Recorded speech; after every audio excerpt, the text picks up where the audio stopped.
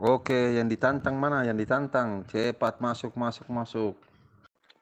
Bang Rahmana ikutkah bahas ketuhanan Yesus? Mana suaramu? Keluarkanlah, beritahu kepadaku. Mana suaramu? Katakanlah kepadaku, oke? Yesus itu Tuhan dari awal kah? Tuhan jadi-jadian, Bang? Belum tahu ya? Ya, Tuhan itu hanya Esa toh. Nah, kalau Tuhan itu yang Esa, ya itulah Tuhan yang sesungguhnya. Tetapi yang Tuhan yang apa itu yang tidak dikenal itu, itulah Tuhan jadi-jadian. Oke, tidak dikenal tapi dijadikan Tuhan. Itulah perbedaannya.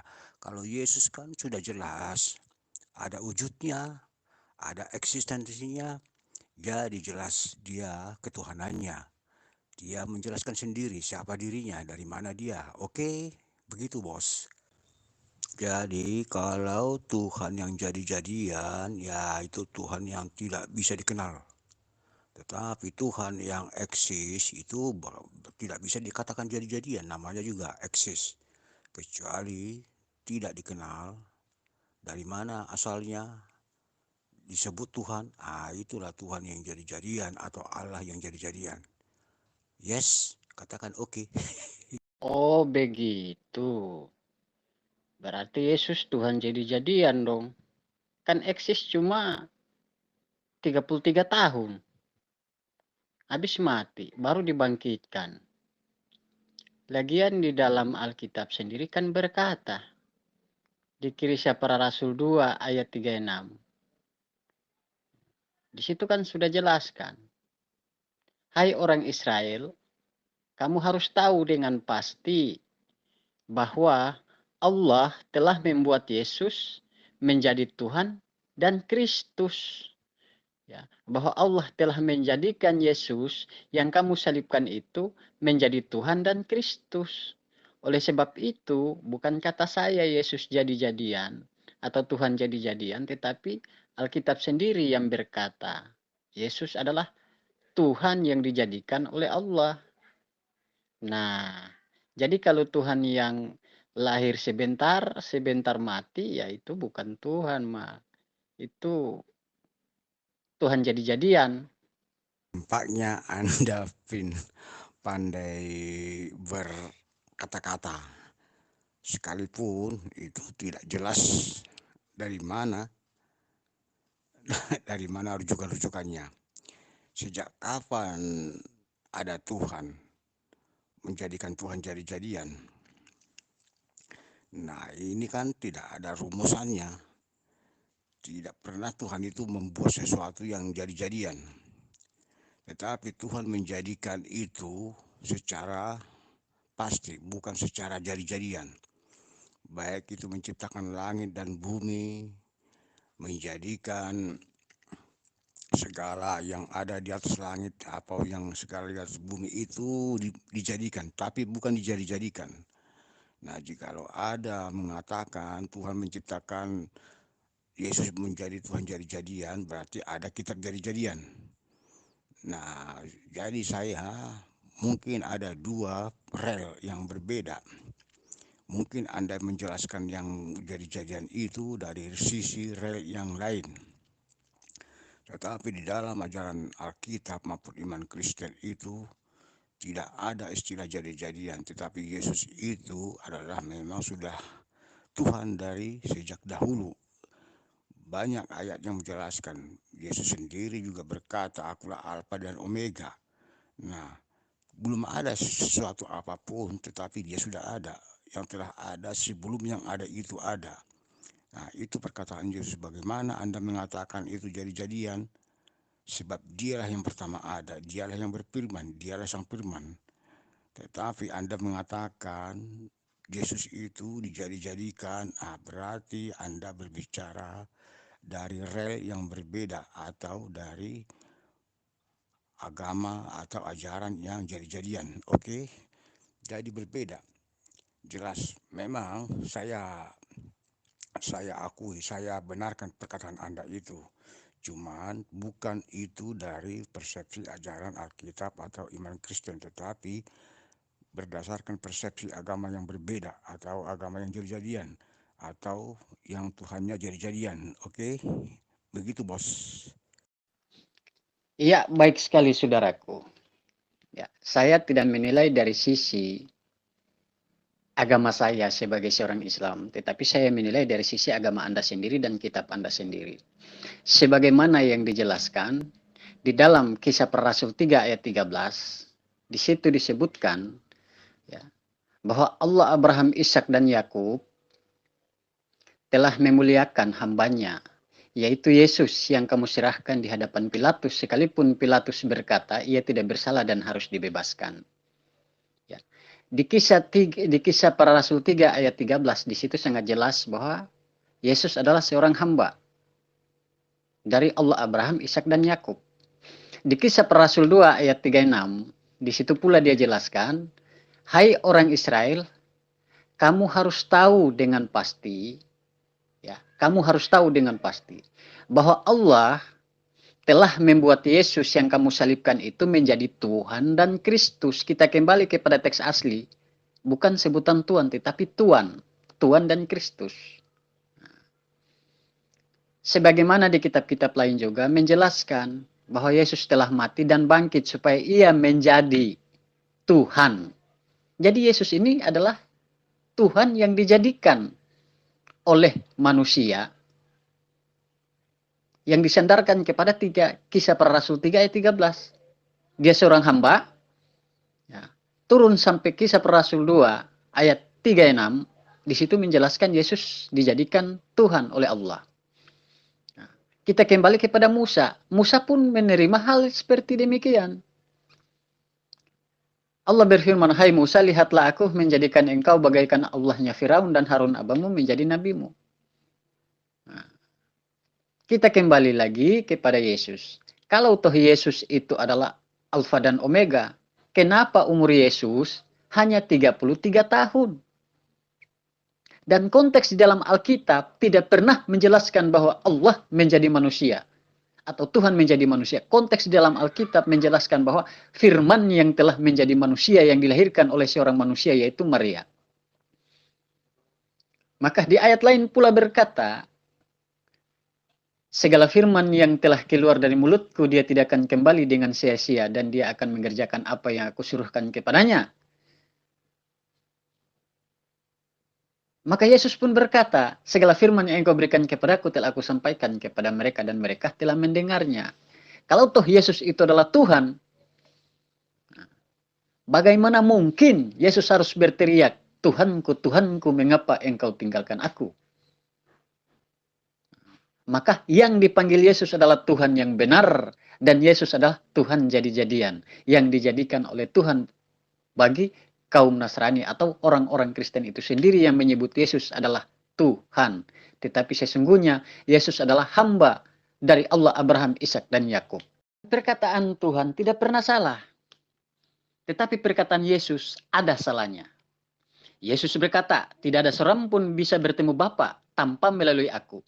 Tetapi ingatlah wahai saudaraku, sebelum Yesus lahir ke muka bumi, Henok dan Elia sudah mendahului bertemu Bapa. Sudah mendahului sampai ke surga. Sedangkan kata Yesus, tidak ada seorang pun yang di surga melainkan anak manusia yang turun dari surga.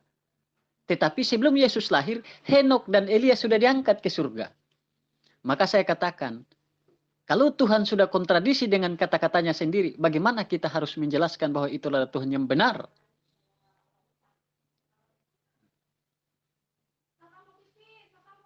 Jadi seperti apapun Anda berdalil, Yesus tetap Tuhan jadi-jadian. Berkata kata-kata Tuhan tidak ada yang keliru. Itu betul. Anda berkata juga perkataan Yesus ada yang keliru. Karena Anda mengatakan tidak ada seorang pun yang sampai ke surga tidak melalui aku. Anda mengambil perkataan analogi kepada Henok dan Elia sudah naik ke surga. Tetapi saya ingin bertanya, apa yang Anda ketahui sebenarnya tentang Henokh dan Elia itu sehingga Anda berkata sudah sampai ke surga? Nah, coba apakah sudah Anda mendalami? Coba dulu kasihkan ayatnya ke saya biar saya ketahui apakah dia sudah ada ke surga ataukah dia belum. Jikalau dia mungkin manusia roh, ya itu mungkin saja. Tetapi kalau dia manusia daging dari debu dan tanah, coba Anda jelaskan dulu bagaimana bisa manusia debu dan tanah pergi ke surga. Sebab tanah sudah dikutuk. Oke? Jadi jikalau Anda berkata Henokh dan Elia sudah sampai ke surga, berarti dia bukan manusia kodrat, bukan manusia yang dari garis keturunan Adam dan Hawa, tetapi dia adalah manusia roh. Nah, jikalau manusia roh, tidak ada, Yesus berkata, yang datang dari roh engkau tidak tahu, dan akan pergi kemana engkau tidak tahu. Itulah kalau tentang berbicara tentang roh. Nah, coba Anda katakan, jelaskan dulu. Bagaimana Anda bisa menjelaskan, mengatakan bahwa Henokh dan Elia sudah sampai ke surga? Apakah dia manusia roh atau manusia daging?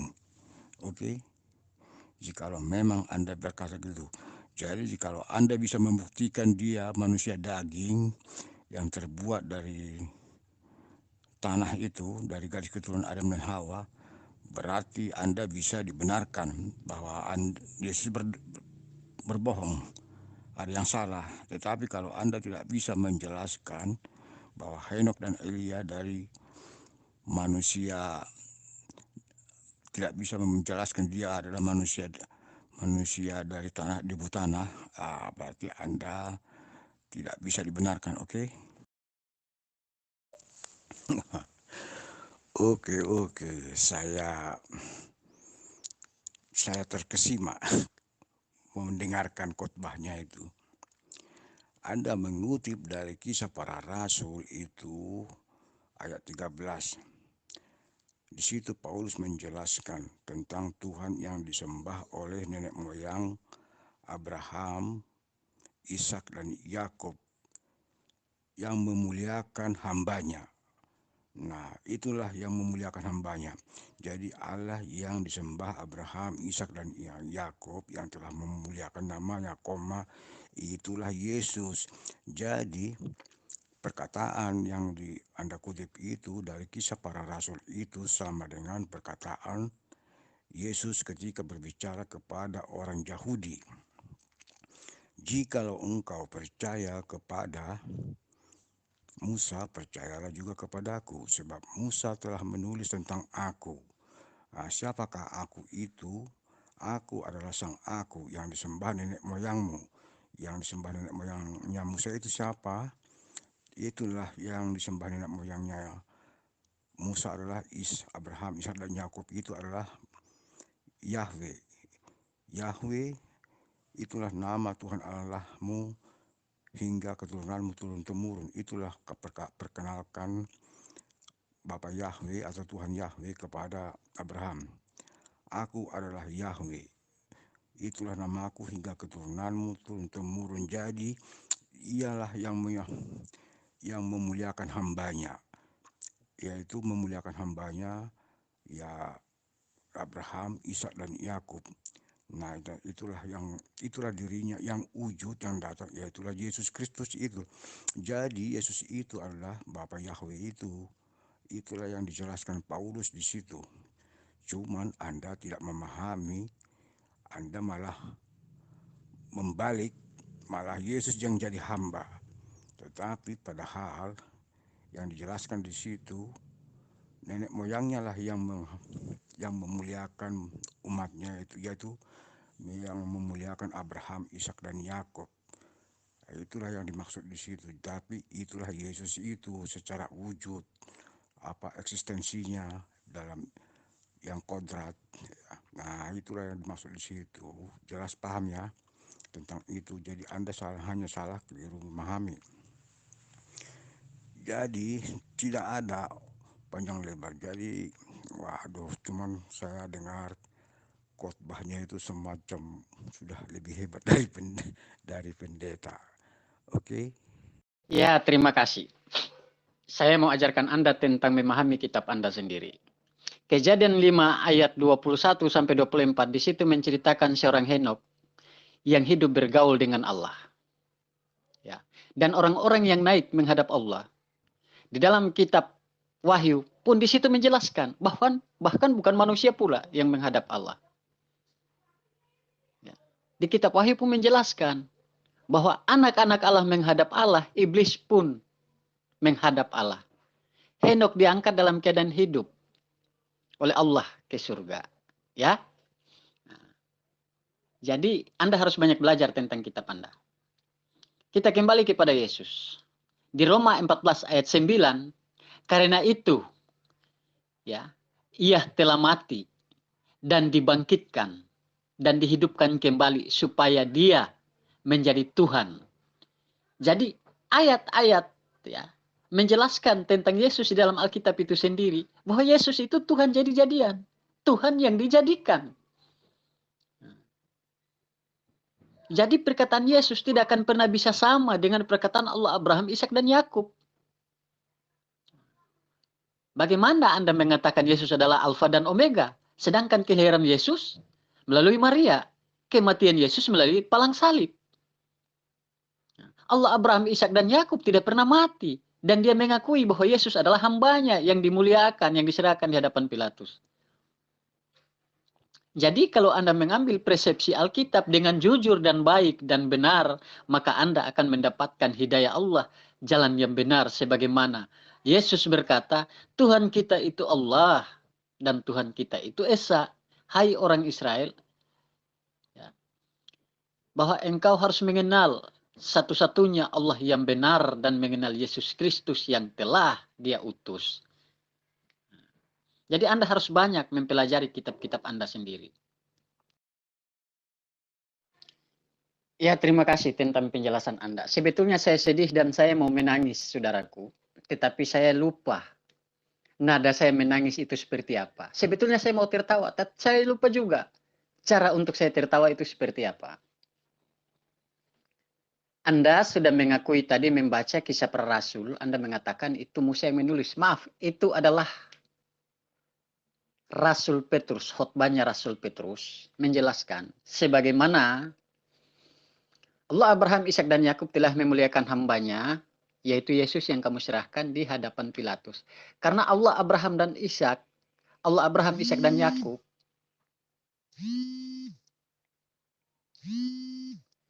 tidak pernah diserahkan ke hadapan Pilatus karena Allah Abraham, Ishak dan Yakub bukan seorang hamba. Dan Yesus mengakui itu, ya Bapa muliakanlah aku padamu, sebab mereka sudah tahu apa yang ada padaku itu berasal darimu. Seorang utusan tidaklah lebih besar daripada yang mengutus. Seorang anak tidaklah lebih besar daripada bapaknya. Aku akan pulang ke rumah Bapakku. Yang lebih jelas lagi sudah saya katakan. Ketika Yesus digantung di tiang salib, maka Yesus berseru dengan suara nyaring. Eloik, Eloik, eli lama sabatani. Ya. Tuhanku, Tuhanku, mengapa engkau tinggalkan aku? Ke dalam tanganmu aku serahkan nyawaku. Dengan teriakan itu, terlebih dahulu Daud sudah berteriak seperti itu. Di Mazmur Daud menjelaskan, ya Tuhanku, ya Tuhanku. Mengapa engkau tinggalkan aku? Ke dalam tanganmu aku serahkan nyawaku. Diulangi dengan Yesus juga. Karena seorang hamba patut meneriak dan berteriak seperti itu. Patut dia memohon kepada Tuhannya. Nah, bagaimana Anda dudukkan Yesus ini adalah sama dengan Allah Abraham, Ishak dan Yakub. Allah Abraham, Ishak dan Yakub menerima korban bakaran. Tetapi Yesus menjadi korban penebusan. Maka potensi Allah Abraham, Ishak dan Yakub dengan Tuhan Anda Yesus itu sangatlah berbeda. Karena Tuhan Anda diukur oleh Alkitab hanya sebagai seekor domba yang jantan yang menjadi tebusan bagi orang yang bersalah. Tetapi mohon maaf, Yesus tidaklah menjadi seorang tebusan karena Yesus bukan hewan. Ajaran-ajaran yang menganut ajaran pagan ialah menyembelih manusia untuk diserahkan kepada kaum pagan, yaitu menuju kepada dewa-dewa. Dan itu terdapat di 2 Raja-Raja 21 ayat 36. Jadi sampai kapanpun Anda sangat-sangat pintar menghindari ayat-ayat kitab Anda sendiri. Padahal Anda sudah tahu bahwa Yesus adalah seorang hamba. Tetapi Anda tidak mau mengakui. Maka perlu Anda ketahui, Allah, Abraham, Ishak, dan Yakub tidak menyembah kepada Yesus. Tetapi Yesuslah yang menyembah kepada Allah, Abraham, Ishak, dan Yakub. Oke, Anda memaparkan banyak panjang lebar bahwa Yesus adalah Tuhan jadi-jadian. Tetapi Anda mengatakan, ya gimana ya, terlalu banyak Anda kutip-kutip ayat sana, ayat ke sini, tetapi tidak tuntas penjelasannya. Sebab di situ kalau Anda mencari kejadian itu, ada ayat sebetulnya yang bisa menjelaskan itu, bukan kepada ayat-ayat yang Anda kutip itu. Di situ ada ayat pendukung-pendukungnya yang bisa menjelaskan tentang Henok. Henok memang bergaul sekitar 300 tahun lebih dengan Tuhan. Setelah itu dia tidak ada. Nah, setelah itu dia tidak ada, tapi saya tidak melihat di situ dia diangkat ke surga. Tetapi tidak diangkat hidup-hidup. Tetapi saya itu nggak tahu apakah diangkat hidup-hidup, tetapi memang ada di situ diangkat ke surga. Tetapi tidak dijelaskan di situ diangkat hidup-hidup. Nah, itu yang saya pahami di situ tentang Henok. Kejadian 5 ayat 21 itu. Tetapi nanti saya masih mendalami juga tentang ayat-ayat pendukungnya itu. Jadi jikalau Anda mengatakan Yesus bukan Tuhan, lalu siapakah yang ditulis oleh Musa ketika Yesus berdebat dengan orang Yahudi ahli-ahli Taurat itu? Jikalau engkau percaya kepada Musa, percayalah juga kepadaku, sebab Musa telah menulis tentang aku. Nah, Anda tahu yang menulis kitab Kejadian sampai dengan bangsa Israel dibebaskan dari tanah Mesir, itu semua ditulis oleh Musa. Jadi siapakah yang memperkenalkan Tuhan yang ada di dalam Alkitab itu, atau mulai kitab Kejadian adalah Tuhan itu sendiri. Nah, itu Musa lah yang berkata. Tetapi jikalau engkau tidak percaya sama Musa, ya tentu berarti Anda menyangkal menyangkal Yesus. Jadi menyangkal Yesus berarti sama dengan menyangkal Musa. Itulah perkataan Yesus kepada orang Yahudi di Yohanes 5.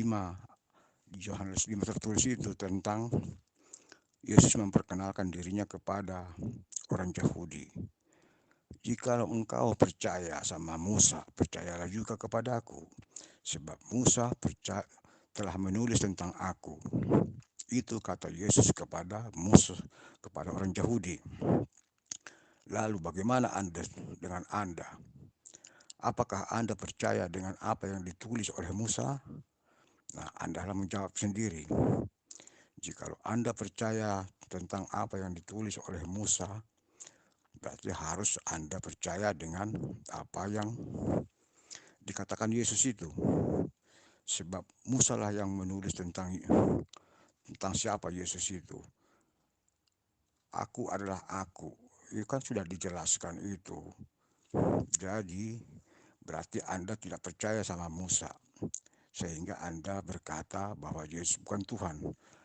Itu yang pertama. Terus yang kedua, yang berikutnya, menurut Anda siapakah yang menciptakan langit dan bumi dengan segala isinya itu? Apakah Tuhan?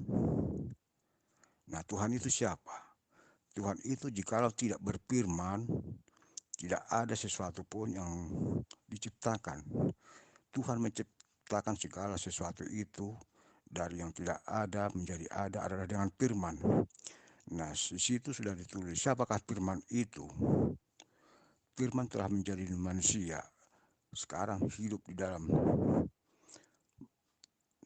di tengah-tengah manusia. Jadi sudah dijelaskan di situ Yohanes 1 ayat 1 itu. Pada mulanya adalah firman. Firman itulah telah menjadi daging. Kini tinggal di antara manusia. Jadi itu adalah Yesus. Nah sekarang saya juga tanya lagi. Apakah Adam dan Hawa pernah melihat Tuhannya? Nah jika pernah melihat Tuhannya, seperti apakah Adam dan Hawa melihat Tuhannya? Apakah dalam bentuk zat? Apakah dalam bentuk roh? Atau bagaimana? Nah sementara kan Adam sudah mati. Tetapi Tuhan sudah berkata, baiklah kita menciptakan manusia menurut gambar dan rupa kita. Diciptakannya lah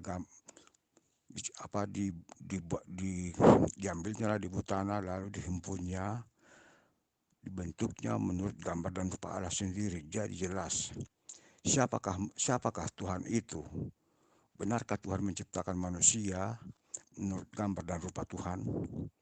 Jikalau benar, siapakah gambarnya itu? Dari mana orang tahu? Anda harus bertanya kepada Tuhan. Ya Tuhan, Engkau menciptakan manusia menurut gambar dan rupamu. Perlihatkanlah. Nah, itu harus Anda bertanya. Tetapi Tuhan sudah menjawab, sebab Tuhan telah datang ke dunia menggenapi firman-Nya itu. Dia bereksistensi sesuai dengan berarti benar bahwa Tuhan telah menciptakan manusia menurut gambar dan rupa Allah sendiri, yaitu dalam diri Yesus Kristus Tuhan. Jadi banyak ayat yang menjelaskan tentang bahwa Yesus adalah Tuhan. Cuman Anda menghubungkan ke sana kemari, ini dan itu. Nah itu sama saja Anda memang ada di pihaknya orang-orang Yahudi. Orang-orang yang menolak tentang eksistensi Yesus. Jadi bukan hanya Anda saja yang menolak itu. Orang Yahudi pun tidak percaya kalau Yesus adalah Tuhan. Ya termasuk Anda juga. Oke, hanya saja bedanya orang Yahudi masih menunggu Sang Mesias kedatangannya menanti. Cuman di agama Anda, Islam itu atau agama Arab itu tidak mengenal Sang Mesias. Jadi tidak ada yang dinanti-nanti. Tetapi bangsa Yahudi, orang agama Yahudi itu masih menanti kedatangan Sang Mesias. Jadi jelas Anda di pihak yang berbeda, oke? Oke, baik. Penjelasan Anda sangat-sangat panjang, tapi tidak mengenai sasaran tentang membela ketuhanan Anda. Anda mengatakan Yesus menciptakan langit dan bumi. Menurut Anda benar, tapi menurut Yesus salah. Yesus baru memulai pekerjaannya ketika dia sesudah dicobai iblis. Di situ konteks Yesus memulai pekerjaannya. Ya. Anda mengatakan Musa telah menulis Yesus. Dari perjanjian lama, tidak pernah satupun ayat menjelaskan tentang Yesus anak Maria, atau Yesus anak Abraham, atau Yesus anak Daud. Tidak ada. Maka Anda hanya mencocok logikan. Nah, bahkan kalau Anda mengatakan bahwa bagaimana Adam bisa melihat Tuhan, Adam dan Hawa? Nah, seperti apa wujudnya? Maka kalau Anda bertanya ketika Adam melihat Tuhan, maka Anda sudah menjustis Yesus itu seorang pembohong. Kenapa? Yesus berkata tidak ada seorang pun bisa melihat Bapa yang di surga. Bahkan suaranya pun tidak bisa didengar. Adam dan Hawa mendengarnya. Bahkan Tuhan mengenakan pakaian kepada Adam dan Hawa. Tetapi penjelasan Adam dan Hawa tidak mengatakan bahwa Tuhan itu seperti manusia. Lah Yesus ini manusia. Di perjanjian lama menjelaskan Tuhan bukan manusia, pula bukan anak manusia sehingga ia berdusta atau ia menyesal. Nah Yesus ini dilahirkan oleh seorang manusia. Yesus anak manusia. Tentang penjelasan Yesus, Yesus berkata tidak ada seorang pun yang di surga melainkan anak manusia yang turun dari surga. Yesus yang turun. Yesus anak manusia. Bertentangan dengan apa yang disebutkan di perjanjian lama. Jadi bukan saya yang mengatakan Yesus itu Tuhan jadi-jadian, tetapi kitab Anda sendirilah yang menjelaskan bahwa Yesus itu dijadikan Tuhan oleh Allah. Nah, di Roma 14 ayat 9, maka itulah Yesus mati, dibangkitkan, agar menjadi Tuhan. Ya Tuhan jadi-jadian. Di mana Musa menjelaskan tentang Yesus? Tidak ada. Tentang perkataan aku adalah aku. Yesus tidak pernah mengaku aku adalah aku.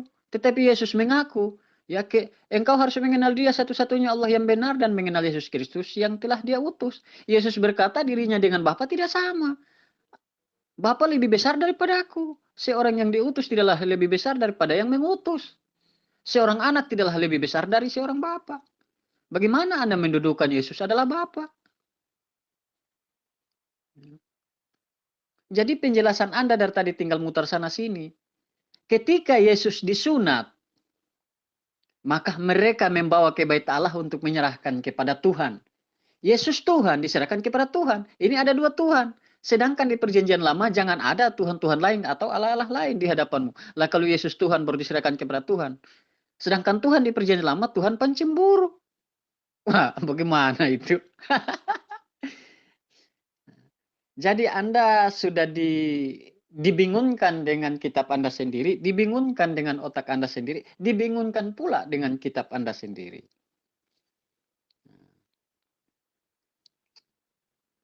Jadi kedudukan Yesus, sekalipun Anda klarifikasi seperti apapun, tetap kedudukan Yesus adalah hamba, utusan. Anda berkata tadi, Anda sempat mengutip tentang Mesias yang diurapi. Siapa yang diurapi? Yesus. Siapa yang mengurapi? Allah, Abraham, Ishak dan Yakub. Mengurapi hambanya, yaitu Yesus. Kan tadi sudah saya jelaskan. Di Kisah Para Rasul 3 ayat 13. Sebagaimana di situ dijelaskan, Allah, Abraham, Ishak dan Yakub telah memuliakan hambanya, yaitu Yesus. Allah, Abraham mengakui Yesus adalah hambanya. Dan Yesus mengakui dia adalah utusan Bapa yang di surga. Bagaimana Anda mengatakan sama? Jadi Yesus adalah manusia yang kalian tuhankan. Dan Allah, Abraham, Ishak dan Yakub sebagai Allah kalian manusiakan. Karena ajaran Kristen itu mentuhankan manusia dan memanusiakan Tuhan. Itu ajaran Kristen yang sesungguhnya. Allah disamakan dengan manusia, manusia disamakan dengan Allah. Itu ajaran pokok kalian. Oke. Dari penjelasan Anda yang seperti bangun tidur itu, ya saya pahami sajalah. Anda lupa menangis karena Anda tidak tahu seperti apa menangis, juga lupa tertawa. Ya, karena Anda tidak tahu lagi tertawa itu karena memang terlalu sudah bingung. Istilahnya bingungnya itu sudah maksimal. Anda bertanya sampai ke Abraham. Abraham tidak mendengar Pilatus. Apa hubungannya penjelasan Anda itu sebetulnya? Anda hubungkan ya Abraham itu di zaman perjanjian lama. Berarti Anda tidak memahami sebetulnya kitab itu. Kitab yang mana yang tahunya pokoknya kitab saja.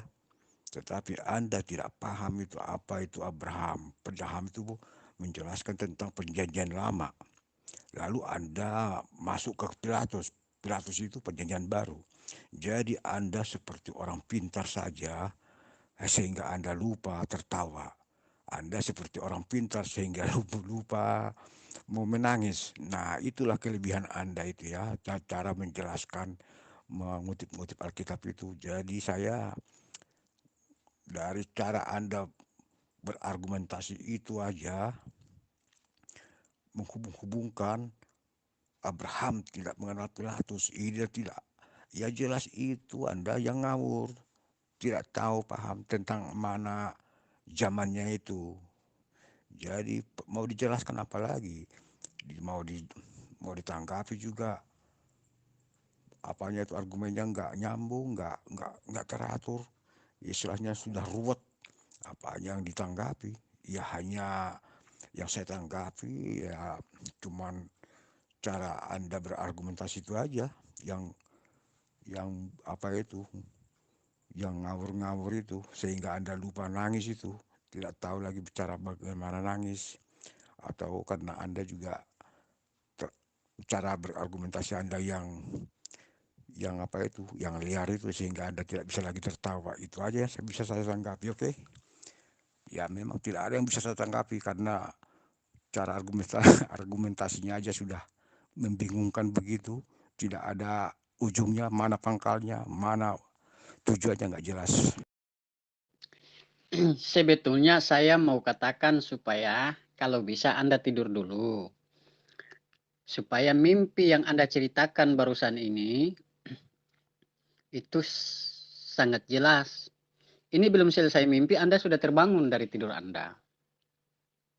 Saya tidak mengatakan Abraham tidak kenal Pilatus atau Pilatus mengenal Abraham. Ya, jangankan Pilatus mengenal Abraham atau Abraham mengenal Pilatus. Mengenal Yesus pun Abraham tidak tahu siapa itu Yesus, anak Maria. Yesus tidak tahu itu. Karena tidak ada satu kata pun menjelaskan tentang Yesus di dalam perjanjian lama. Nah, inilah yang mau saya sampaikan kepada Anda. Ketika Yesus itu adalah Tuhan dari awal, bukan Tuhan di perjanjian baru yang dijadikan, maka mutlak Abraham akan mengenal Yesus. Nah, yang saya herankan, Anda belum selesai mimpi, sudah bangun. Akhirnya apa yang Anda jelaskan tidak sesuai dengan saya bahas. Maka saya sarankan Anda tidur lagi supaya mimpi Anda itu sempurna baru ceritakan.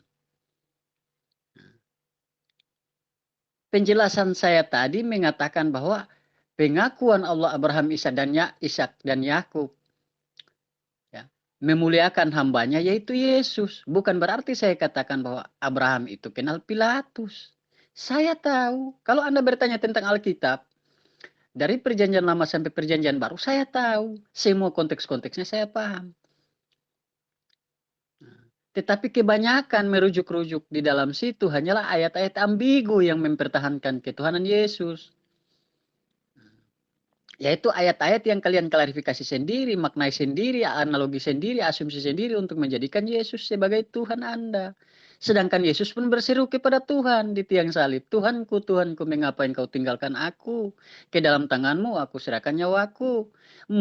Daud pula seperti itu. Ya Tuhanku, mengapa engkau tinggalkan aku? Dari pembuktian itu sudah terbukti bahwa Yesus dan Daud sama-sama seorang hamba. Aku diutus oleh Bapakku. Penghakimanku adil karena tidak menurut kehendakku sendiri, melainkan menurut kehendak Dia yang mengutus aku.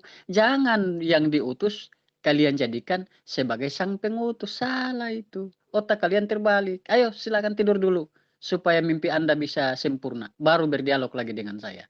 Saya kira Anda paham tentang kitab Anda. Ternyata Anda sendiri tidak paham tentang kitab Anda.